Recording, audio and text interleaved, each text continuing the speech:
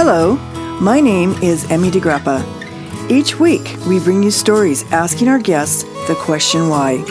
We learn about passion, purpose, and the human experience. Brought to you by Wyoming Humanities with the generous support of the Wyoming Community Foundation. This is What's Your Why?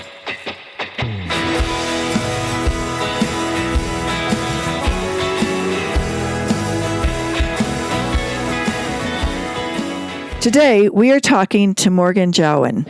She is the Executive Director of the Jackson Hole Historical Society and Museum. Welcome, Morgan. Hi, Emmy. Thanks for having me. Well, of course, I've been wanting to talk to you for a long time, so I'm glad I finally got connected with you and really excited about the Spark grant that the Wyoming Humanities gave to the Jackson Hole Historical Society and Museum called Mountains to Manuscripts, Women's Writing in Wyoming, from 1900 to 1950 virtual exhibit. And I love that it became a virtual exhibit. And first, I want you just to talk about how this became a reality. What was your idea? Yep. Yeah, definitely. The idea obviously started as a physical exhibit, and it has been installed in the museum. But Mountains to Manuscripts really first kind of came to be because we at the Historical Society and Museum, our staff, were brainstorming how do we honor and celebrate and educate people around some really important historical anniversaries. And those anniversaries are obviously the women's suffrage in Wyoming that passed in 1869. So this incredible feat by just a little territory before Wyoming was even a state to pass women's suffrage and recognize women's inherent right to vote.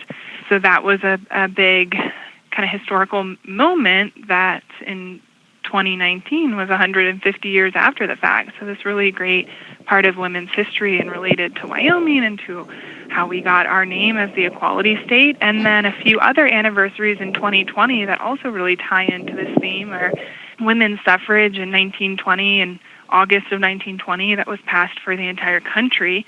And then also locally here in Jackson in May of 1920, Jackson, Wyoming elected an all-women's town council. And so it just seemed like the time was really right to focus on women's history. And, you know, there were a lot of ideas that got bounced around, and one way would just be, you know, to focus on these specific events, but we wanted to be a little more creative because those stories do get told in different avenues and in different ways, and we wanted to kind of find a unique way to look at women throughout history, and we just thought it was really interesting to look at women authors. As the Historical Society, we have an archive of historical documents and photographs, the primary sources that really bring history to life. And we're always trying to figure out how do we do that in an exhibit. And so what better way to think about history than from the actual words of these women who were writing, 100 years ago and were lucky enough to be published. So it's kind of tangential, obviously, to the very specific anniversaries, but still related. And that's kind of what we wanted to do, to bring something new to the table and just as an opportunity to expand on this topic and educate people about additional things in women's history and women's rights. And so that's kind of how the idea came to be. And then we slowly assembled a team. And the anniversaries obviously spurred this on, but also we, over the last couple of years at the museum, we have dedicated a portion of our museum gallery to rotating exhibits, and we've kind of labeled this part of the exhibit gallery as our History Cooperative Corner. And so when it started, we committed to, okay, this corner is for us to bring in fresh new topics, but also to work with partners to co-curate and create new exhibits with us, so that it's not just we as the Historical Society Museum deciding who and how to tell history, but actually looking to people in our community to say what's important to them and how should we tell this story. So all of these things came together. We had this space, we had these moments, these anniversaries we wanted to celebrate, and we landed on this Mountains to Manuscripts idea. and then really assembled the team and looked to the community for partners. And it was really organic. As Christy Smurl has been involved with the Historical Society in the past. She sits on our board and is very involved with the community, and obviously has a passion and interest and skill set in literature and books and history, and so she was just a natural fit to bring in as kind of a lead curator. And then as the idea formed more and trying to understand how to make this into a really interesting multimedia exhibit, that's where Katie Ann and then Jenna Mahaffey got pulled in as well. And so we spent, it's a quick turnaround for us when we're rotating exhibits because we're open in the summer and winter and kind of take the off season to put together the exhibit. So in a couple of months, we hit this topic hard and did a lot of work, and it all came together. And so it was installed in December of 2019, and we had a really great opening reception and a lot of interest from our local community, which was really great. And then, unfortunately, COVID and the pandemic hit the world and hit Wyoming and hit Jackson Hole, and so the museum closed earlier than we thought for the winter season. And that based on all of the positive feedback we had been hearing about the exhibit, and now knowing that it was being cut short, we just kind of acted quickly to say, man, how do we make this live on forever and give people an opportunity beyond just the last couple of months to see this information? And so we're so grateful to Wyoming Humanities for making that possible for us to turn this into a really cool online exhibit that will be up probably for an indefinite time as of right now, which is really exciting. And I think that's really important too, because I think history, when we think about important anniversaries and these milestones from history, it's really easy to just think, okay, we're celebrating this year. But these stories of women's rights and women's histories and women's voices throughout time are important for everyone to know every year. And so we're really happy to be able to keep this going and have it a topic for people to study and learn from beyond just 2020. So, Morgan, I think I long-windedly answered your question. No, you were very thorough, actually. But Great. Awesome. When does it open? When is it going to be online? We are finishing the final touches, and one fun thing that's come together in the last couple of weeks is we're adding some audio to the online exhibit, because right now the physical experience relies really heavily on displaying quotes and paintings, and it's this visual experience, and it is a little hard to translate that into a small screen that people will be looking at either on their computer or their phone. And so over the last couple of weeks, we decided to actually find some local women to read some of the quotes that are in the exhibit and some of the passages from the books that are highlighted in this exhibit, so that we can include that audio as you scroll through the online exhibit. So that's delayed it a little bit, but I think we are hoping to have it launched either next week, kind of the first or second week of July. Oh, okay. Okay, well, I'll look out for that. And I'll let you know, too. Yeah, and I know you'll send me a reminder. But anyway, Morgan, it has been so great talking to you. Thank you so much for your time. Thanks, Emmy.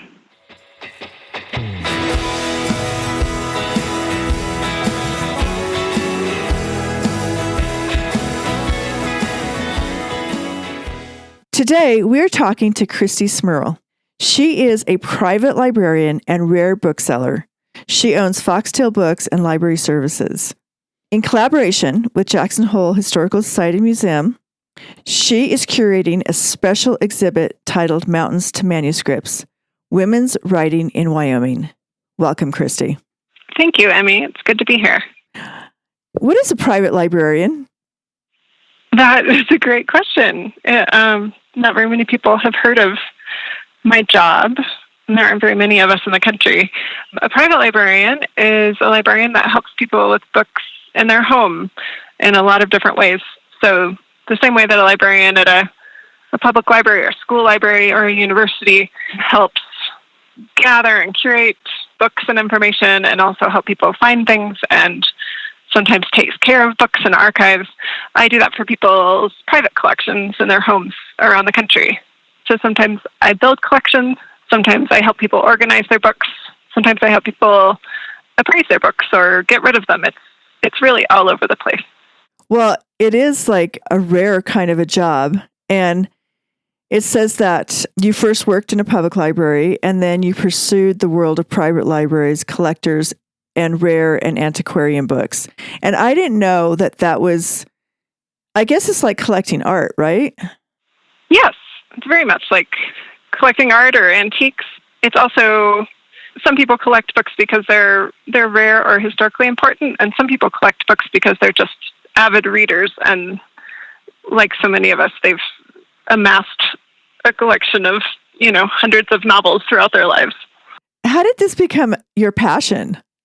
I became a librarian I became a public librarian after going to graduate school for library science, and knowing that I liked helping people solve problems, I liked organizing information, I liked helping people with research and teaching them, but also working on projects myself.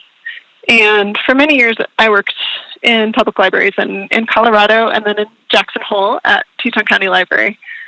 And eventually I decided that I wanted to work for myself. And I knew that there were people who had too many books, more than they knew what to do with, or who wanted help building collections for a home, or help taking care of very old and special books. And I really love history. I really love design.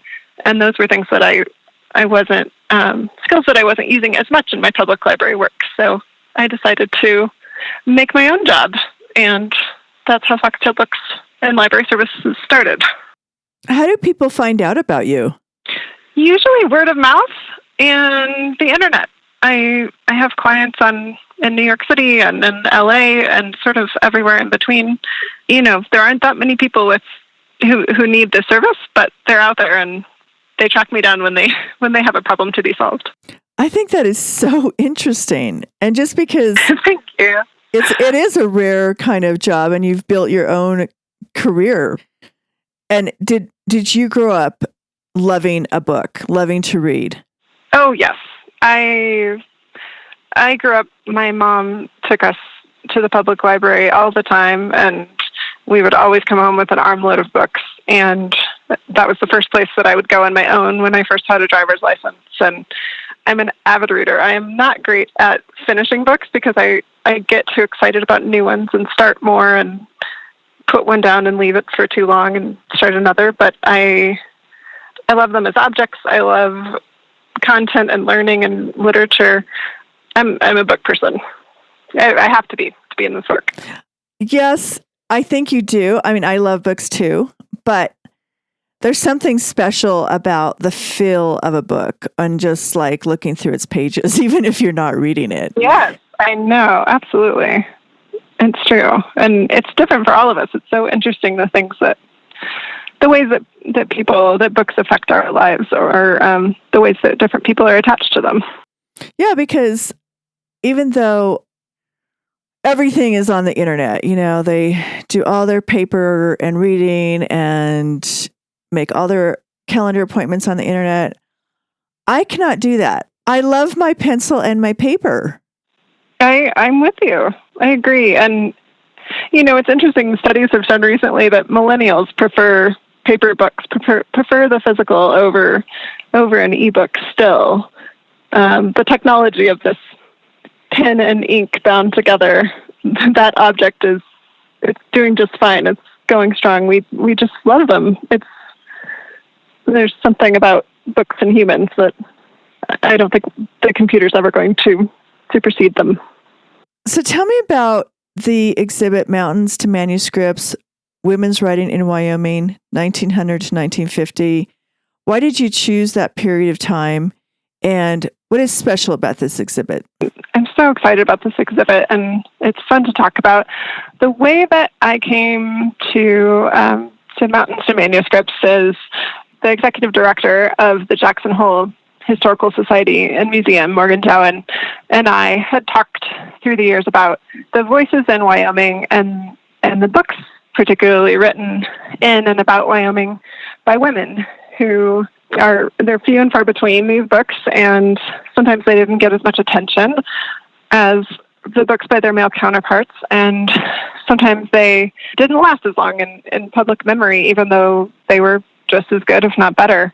And some of them are just sort of little secret treasures that once you find them, they're just delightful. And it was part of Wyoming's history that I felt like more people should know about, that more people could read about. And I also find that books about our surroundings, about our geography, our mountains, and our landscape, people are so attached to their words, and we can relate to them uniquely because that landscape is still all around us. It's hardly changed since people settled here in the 19th century. And so it's just fun to read a story by a woman who's maybe like you in some way or maybe not, but it's fun to read the words of someone who is looking at the same mountains that you are, that knows the flowers you know, or walks trails like you walk trails, and to see your own life and to see history as it has been and also as it's developing in our own time. So Morgan and I sort of came to this idea that we should make an exhibit about women's writing in Wyoming, and that is an enormous topic. In some ways it's an enormous topic. In some ways it's a very small topic because, we are a young state. We are also not a very populous state. There have never been that many people here. And not that many books have been published about Wyoming in general by anyone through its history. So there are books by women, but we sort of had to know where to start. And do we tell the whole story of women writing in the West or in the region? Do we tell the story of one woman's book and, pick one or pick her story and try to tell its story? And eventually we narrowed it down to four who we thought could represent just the early 20th century, just the early 1900s in Wyoming, and who might be able to represent different types of writing and also different lifestyles and experiences in Wyoming. And that's how we came to these four ladies, these four books, and the words that are in them. And I think that it really paints a nice picture of what it's like to be a woman in the West, what it has been like, and what it still is like today. And so what is it going to be like when you do a virtual exhibit? How are you going to draw people in? What are they going to find intriguing and interesting? So the exhibit, of course, was originally and is now a physical exhibit. It's on the walls at the Jackson Hole Historical Society and Museum. But once we had a pandemic and the museum had to close, and so this exhibit was actually scheduled to come down in April, but not that many people got to see it at the end of its life because the museum was closed and we were all socially distancing at home. So the museum was so happy to get this grant to turn it into a virtual exhibit. And yes, of course, I think we've all seen things that have been turned into online versions lately, whether it's our Zoom meetings or our shopping experience or just all sorts of different things that have had to go online. And it was challenging to figure out how to duplicate this and tell these women's story on your screen and with the same emotion without it just being sort of a dull website, just a page of images and text. And so I'm delighted that we had graphic designer Jenna Mahaffey to build us this exhibit online to sort of put it into a format that could mimic the experience inside of a museum, and also that we could use Katie Ann Fox's paintings. Katie Ann she's a painter and an artist, and we used 4 of her paintings in the physical exhibit that were made specifically to go with these books. So contemporary artwork, paintings that could evoke these women's words. And now those paintings are online. They're on your screen. When you look at this digital exhibit, it will bring together in a unique, beautiful way this visual artwork that shows our landscape along with these women's words and their stories. Their photos of what they looked like, of their faces, and also their stories of how they found themselves here and what they were up to when they were writing these books. So what do you find most intriguing about Wyoming? What do I find most intriguing? Yep. I think It is such an unusual crossroads of people, I think, between our complicated history and the different things that people come here for, whether they are they're adventurers and explorers, they're tourists, maybe they're here to learn, maybe they're here to escape something, maybe they're here to research or study something. I think it's such an interesting, just a crossroads of people in nature, and that creates for a really interesting culture beside the nature. The women that you feature in your Mountains to Manuscripts, where did they live in Wyoming? 3 of these women, their writing is about the Teton area. Not all of them lived here full time. And one of the 4 women lived down in southwestern Wyoming, almost to the Utah border, down past Rock Springs. These women were chosen not just for what they wrote, but sort of because they juxtapose one another. So we labeled them, we kind of gave them little titles. That one is called The Visitor, one is called The Resident, The Storyteller, and The Naturalist. Those titles sort of reflect both what they wrote and also what they were doing here. So as you can imagine, The Visitor was just a tourist. She was an early tourist. She was on a hunting trip with her husband in the Tetons, but she didn't live here. She was from the East Coast. Eleanor Pruitt Stewart is the one that we called The Resident, and her book is probably the best known of the 4 in Wyoming. She wrote Letters of a Woman Homesteader and talked about her homesteading experience coming from Denver over to that Rock Springs area. The Storyteller is the title that we gave to Catherine Newland Burt. She was a novelist, and she lived here on a dude ranch with her husband and was another person that lived in other places. She did not grow up here. She did not end up spending the rest of her life here, but she loved the Tetons and ran a business, ran this famous dude ranch, the Bar BC, right at the base of the Tetons. And her husband was an incredibly famous writer, but she was actually the more prolific of the 2. She wrote more books, and those books actually stayed in print much longer than his did.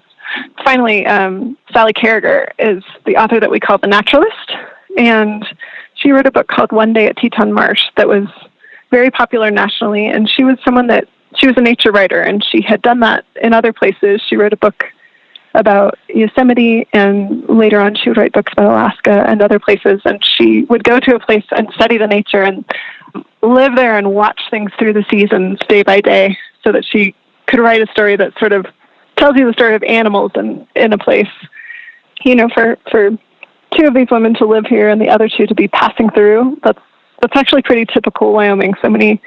We have so many people who their families have been here for generations, and then we also have people who are here for a time of their life or who only pass through for a summer and fall in love with it.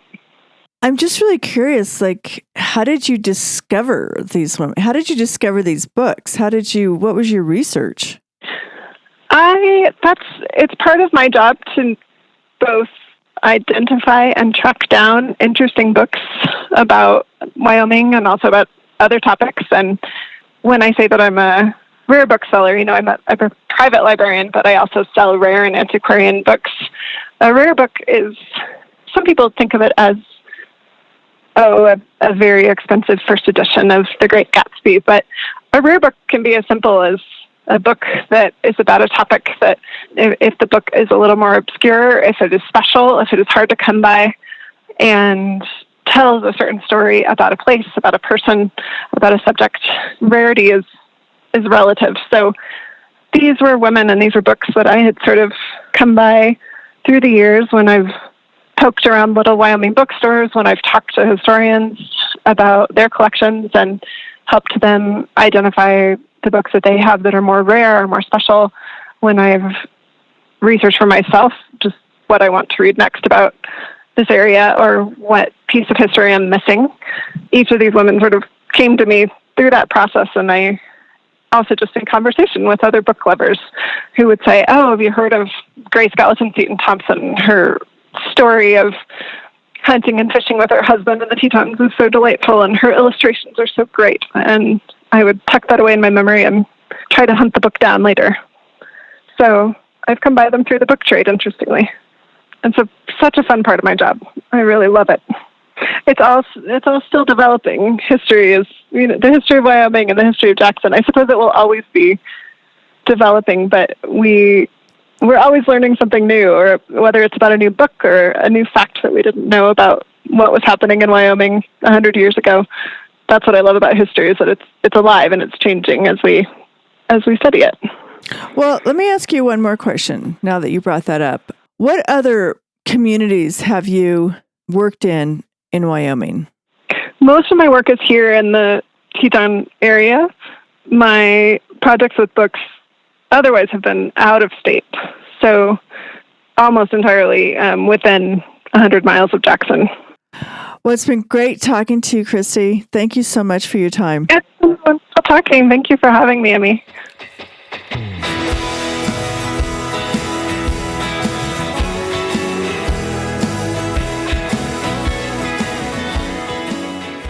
Today, we are talking to Wyoming artist and art professional, Katie Ann Fox. Welcome, Katie. Hey, how are you? I'm glad to be here. What was your journey to Wyoming? Where did you grow up? I grew up in northern Idaho, or north central Idaho, and then I went to University of Idaho and studied business and economics with an art minor, and realized that art was more of a focus of my life. And so I traveled to San Francisco and went to the Academy of Art University to get my master's degree in painting. And then I looked around San Francisco, and I was in awe of the city, but I was in no means a city kid. And so I looked for a place that had a thriving art community, but also a stronger relationship to nature. And Jackson Hole was the place for me. And how did you get involved in the exhibit, Mountains and Manuscripts?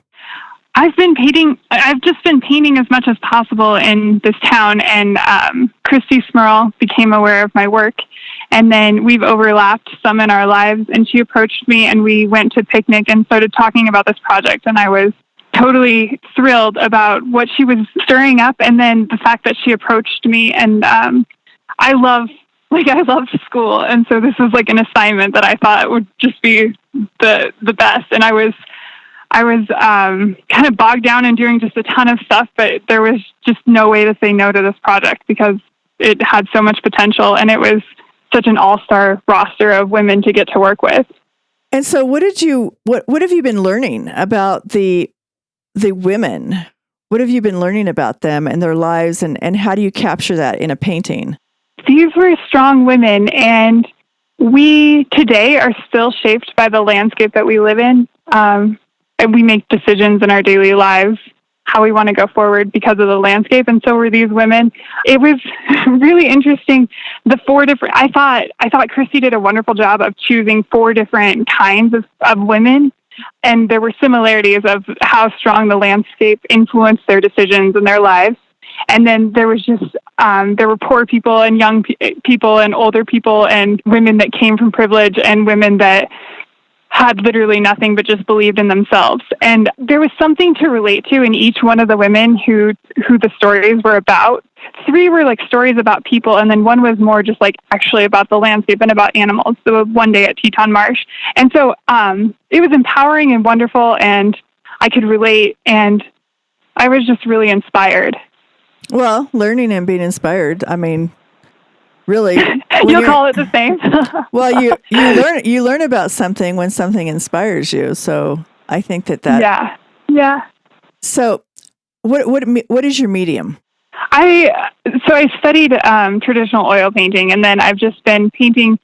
I love painting landscapes, and so that was what Christy was familiar with, and so she really said like I could paint whatever I wanted, which was awesome. And so I read the books, and then I cruised around the area, and also went through my archives to try to find places that I thought were close enough and would help with being accurate and also a bit stylized in each one of my paintings.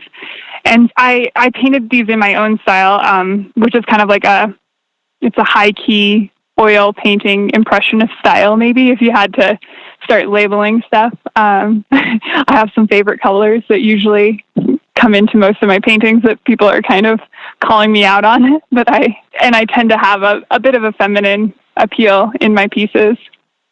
When people look at the Mountains and Manuscripts exhibit, what do you want them to take away from that?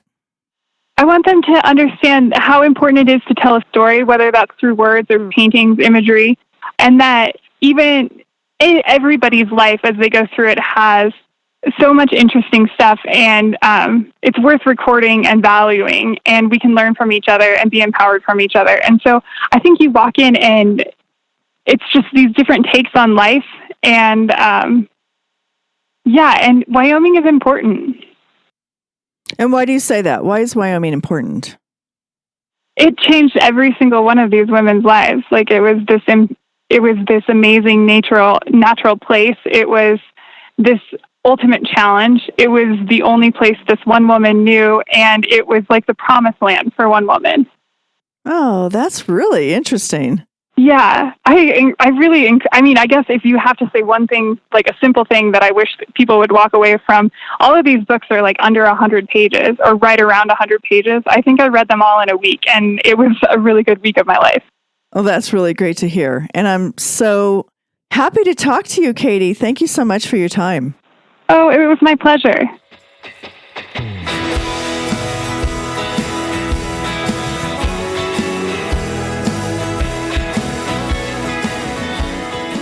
Today, we are talking to Jenna Mahaffey. She is a graphic designer and writer. Welcome, Jenna. Thank you for having me. Jenna, how did you become involved with Mountains to Manuscripts? What was your inspiration to get involved with that project? Yeah, so I do a lot of work for the Historical Society as a contractor for them, doing design work, and that means mostly making, marketing assets, and I also helped with the Home for History campaign during the SPET election in 2019. And when this kind of came up as an opportunity, I thought, wow, this is so great, because not only is this something that I'm interested in designing, but also, this is something that I relate to as a female writer in the West. And not that I'm, have any novels in the works or anything, but I think it's a really awesome thing to shed light on authors that, kind of grew into themselves and into their careers in the early 1900s, which was a really tough time for women to get published as is. Like the fact that these 4 authors had their works and, out in paper is pretty remarkable in itself. So when Morgan, who is the executive director of the Historical Society, asked me if I wanted to become involved and help design the exhibit, I said, absolutely. And it's actually kind of funny, like I've never done any kind of like big wall templating before, but we kind of just, made it work. And while there was some issue with the printer that we used, and obviously I needed to make sure that, all my measurements were right, and how are we going to place it on the wall?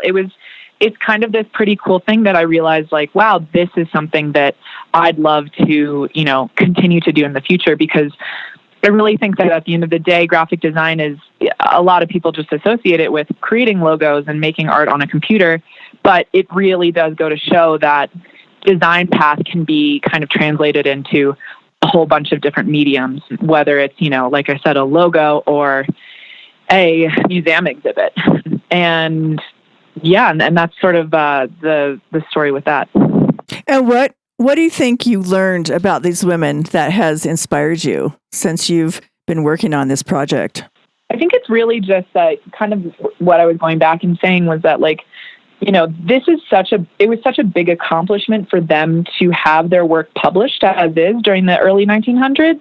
And I think it's pretty cool to think that, like, wow, like, I'm not saying that I necessarily would love to publish a book per se, but like I think as a writer, like, and really anyone in the creative industry, there's so many odds to overcome, and what does quote unquote making it really mean?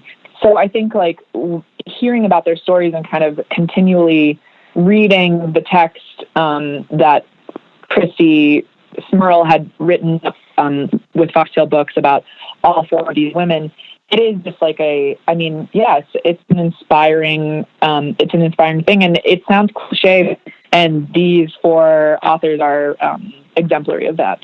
Well, it's been great talking to you. Thank you so much for your insight.